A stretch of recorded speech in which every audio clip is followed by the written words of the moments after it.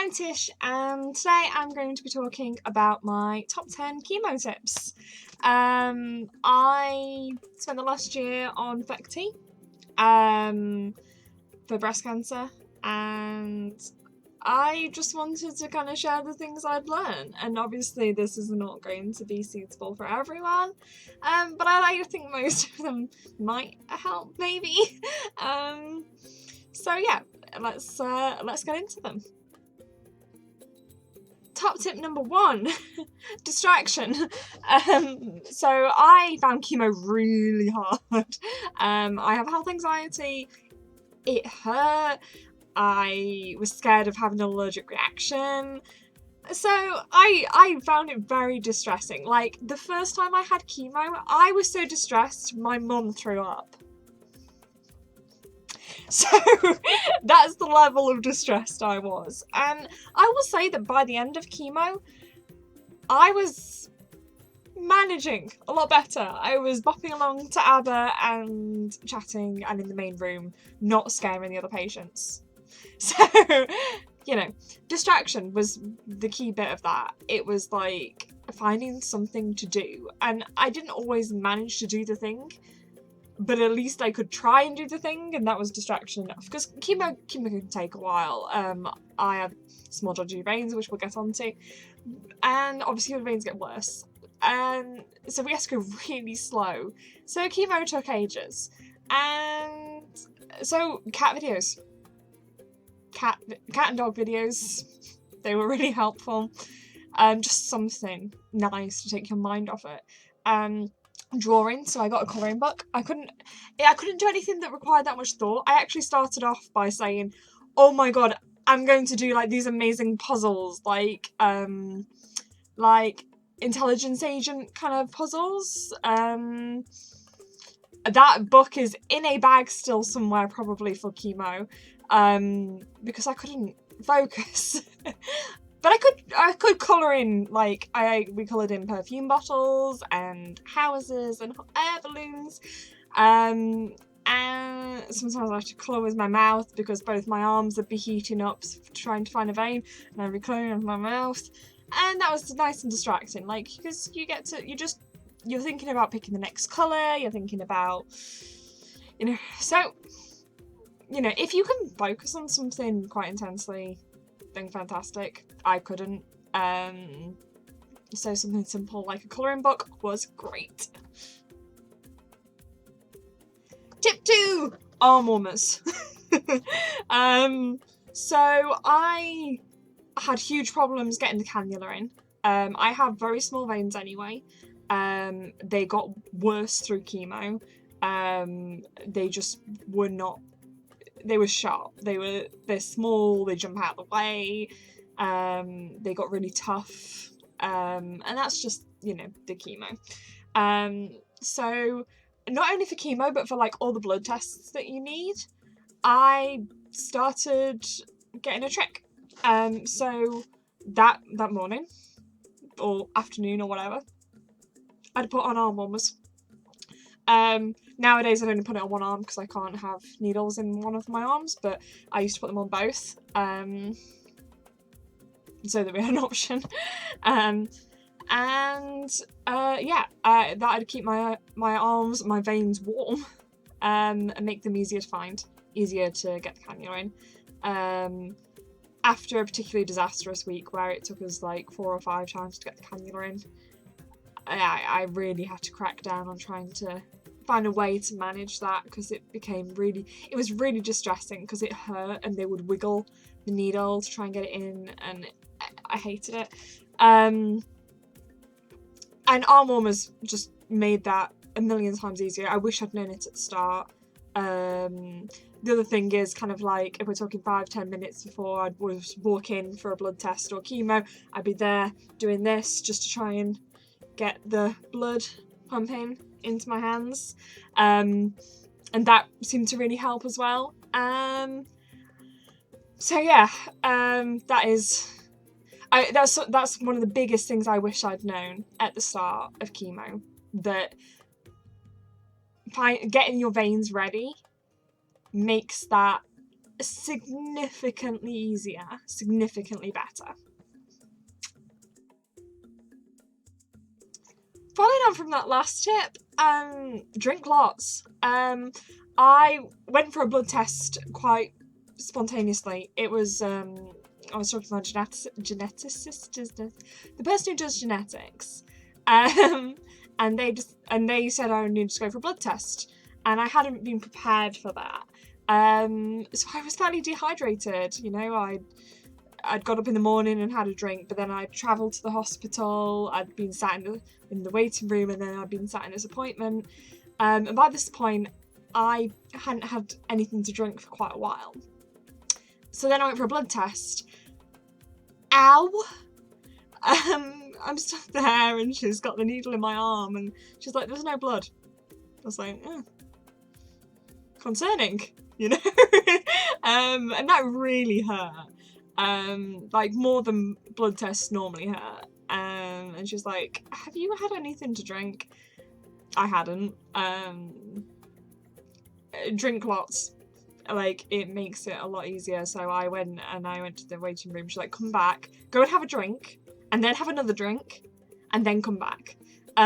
So I sat in the waiting room chugging, and like that's something I did like every time I then had to go for a blood test when I hadn't been prepared for it. I'd be there like, drink water, you know. And that did seem to help significantly as well, and obviously helped for chemo. I started doing this thing where I would drink a lot, like the afternoon and evening beforehand.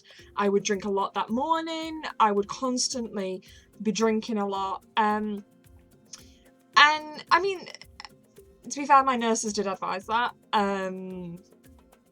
especially when we started struggling with the cannula. But also, after chemo, drinking a lot helps flush it through your system. And if you're on like VEC like I was, and you have the red one, it helps just flush that through. And I mean, your pee is bright red, but not for long if you're drinking a lot. So yeah, drink lots, stay hydrated. Tip number 4 is, whoever is doing your chemo, let them know if you're nervous. I was nervous. I think in my first session, I wasn't prepared for how scared I was going to be. And even looking back, I can't really tell you why I was so scared. Like, I mean, it hurt a bit. I was scared of an allergic reaction, but the whole thing I just found very, very distressing. And I'm not ashamed to say that. Like, for me, it might not be for other people, but for me, it was very distressing. And at first they were like, "Would you like a separate room on your own, or would you like to be with everybody else?" And I was like, "Yeah, I'll just sit there, we'll do puzzles," you know.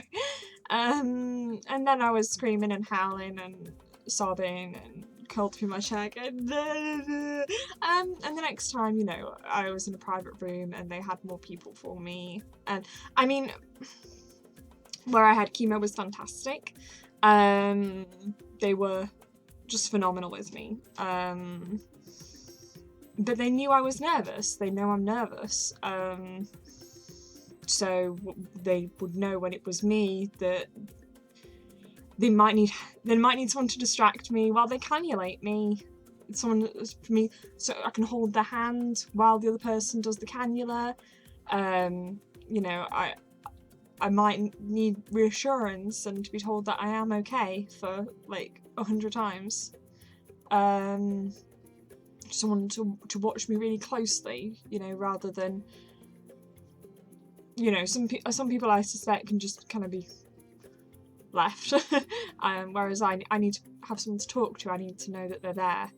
And I wish I'd known beforehand that I should have just said to them, "I'm gonna need help because this is gonna freak me out," and to be okay with that, like to acknowledge that I need that help. I think from that point on, I found it a lot easier to tell people that I need the help. I think that meant that I got to go first for surgery. I wasn't sat around waiting all morning. My surgeon was very lovely and said, "We'll put you on the list first." and just things like that. When I used to go for my Zolodex, I mean I go for my Zolodex now, but I'm a lot better at it. And I used to have someone to hold my legs because they knew that I was going to need that help. And I wish I'd known just to let them know that first time that I was scared. Yeah. 5 is really important and something I know I got told a lot. Don't Google. Google is not your friend. If you must know things, go to trusted sources, but really, is there a need to be Googling? Like, I know I had a breast care nurse, a whole bunch of numbers I could call if I had something I was concerned about, Macmillan, all those places, right? So if there was something that was bothering me, I should be ringing the acute chemo hotline, or, you know, getting information from my breast care nurse or one of these really trusted charities, rather than Googling allergic reactions to cyclophosphamide, or, oh, I've got this weird symptom. And then, you know, you get the worst results on Google, because that is Google. And it doesn't help, you know, it's not going to help your mind. And I know I'm quite good at being psychosomatic, so the more I read, the worse it'll get. So, yeah, it helps just to talk to somebody. And at least if you're talking to somebody, you're going to start the right process. You know, if something is actually wrong. Like, it doesn't help to Google, oh, you know, my oral thrush is really bad on this particular, like, chemo.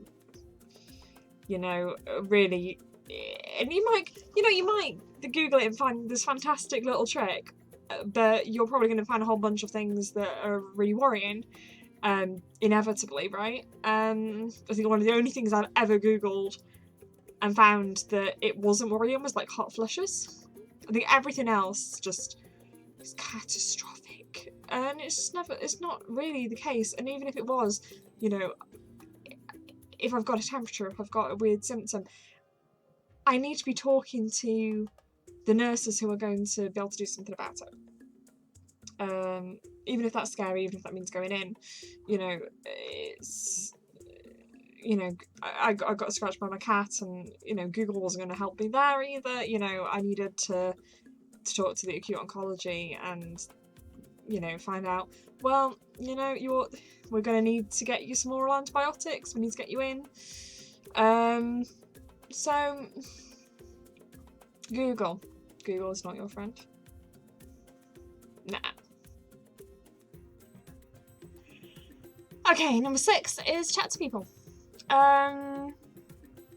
Obviously if a person doesn't want to talk, then don't chat to them, but chat to your nurses, chat to the other chemo patients. At least for me, that was really helpful. Other people who are going through the same thing helps put things into perspective. You're not alone, you're not the only one going through this. You know, even if you're young, and it's rarer, you are not the only person going through this. You're not even the only person going through this at your age. It happens. There's a whole bunch of people out there who are going through that same thing. And I think that really helps for getting your head around it. You're not alone. You're in the nicest way possible, you're not special. Like, you're going to react in similar ways to other people, you know, and yes, we're all unique, but you're not alone, is what I'm saying. That really helped me. And, you know, just chatting with my mum while chemo was going on, with my nurses, telling them about my cats, my dogs. No matter what was going on, I was always telling people about my cats and my dogs. Mainly my cats, poor dogs. Just talking to people. And for me, talking to people often meant, am I okay? Am I okay? I'm okay, right? I'm okay, right? And I probably said that 100 times each session. Possibly more, without even exaggerating. Because it just helped for someone to say to me over and over again, yes, you're okay. I think you're fine. You know, you don't look like you're having an allergic reaction to me. It just helped for me to hear that. And I was really preoccupied with this idea of having an allergic reaction. I'd read some horrible things on I'm Not Friend Google.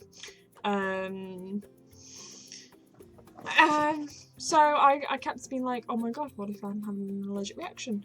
And it just helped hear, I don't think you are. So, chat to people. Tip number 7 is to do something nice afterwards. Chemo days can suck. And I think that obviously this depends on what chemo is like for you. But in general, I didn't feel rubbish after chemo. It was a couple of days later that I started feeling bad, or a day later. So that afternoon, I could go out for lunch with my mum, and that was good. That was important because, you know, chemo could take a really long time, but just getting to go out afterwards, do something nice, go on a walk, just have a chat with my mum and a drink, like, it just made it a lot better. Like, the day became not just going for chemo. Chemo was part of a bigger day of my life, what that, you know, had a lot of good bits in it as well. And I did lose some days to chemo where it was like, this is a day where I feel shit on chemo kind of thing. And there were days like that. But having chemo didn't have to be one of those days. There were good bits. Even talking to the nurses and having a laugh with the nurses was a good bit of the day. Even though there were bits in between that weren't nice. But yeah, doing something nice afterwards, taking care of yourself afterwards, being nice to yourself is important. 8 is celebrate milestones. Obviously, I mean, I got told in advance, don't write everything in your calendar because if your bloods come back dodgy 1 week, you might have to wait. But that didn't mean I couldn't count down and celebrate the fact that I split mine into 2. There was FEC and then there was the T. So counting down, well, I've done this many, I can definitely do the rest. And obviously, you know, yay, my first one, oof, my second one, there's a lot left, but by the 3rd, you know, you're doing good. So be proud. I'm jumping into my 10th one, but celebrate the milestones. Properly celebrate them if you want. For me, it was just knowing that number. 9 is record your journey. And this can be in any kind of way that you want. It could be writing it down, it could be vlogging, it could be just talking about it or committing it to memory. Just capturing how you feel, because how you feel at the start is going to be very different from how you feel at the end. And I think it's really important to reflect on that. I wish I'd recorded my journey a bit better. Because how I was at the end was very different to how I was at the start. At the start, I found it horrific. I couldn't cope. I sat there sobbing, cracking. And in my last couple of sessions, I mean, some of this is the different drugs, but in my last session, you know, we had ABBA on, I was drawing, I was sat in the main room, I was chatting to other people. I was fairly okay, which is a big difference. And I think it would just help to put the journey into perspective. I felt similarly in radiotherapy. That first session I found really hard. By the second, what was hard? You know? So yeah. And 10 is be proud of yourself. However you're coping with it, even if you don't think you're coping well, if you're doing it, you're doing it. And chemo is hard. Chemo sucks. But you're doing it, and you should be proud of that. No matter your circumstances, no matter whether you're screaming the building down and making it sound like you're being tortured, you're doing something to be proud of. And I found it quite hard to be proud of myself at times. I was quite mean to myself, because I thought I should be managing it better than I was. And I can still get into that mindset, but also I just did it, and I think that is something to be proud of. It's an achievement. It definitely helped to be proud. That was one of the big things that helped it get better. I was proud of how I'd done. So yeah, there is my top 10 chemo tips. There are plenty more, and they vary for different people and different drugs and different whatever. But those are my top 10 tips. If you have any tips of your own, feel free to leave them in the comments. And I'll see you in the next video.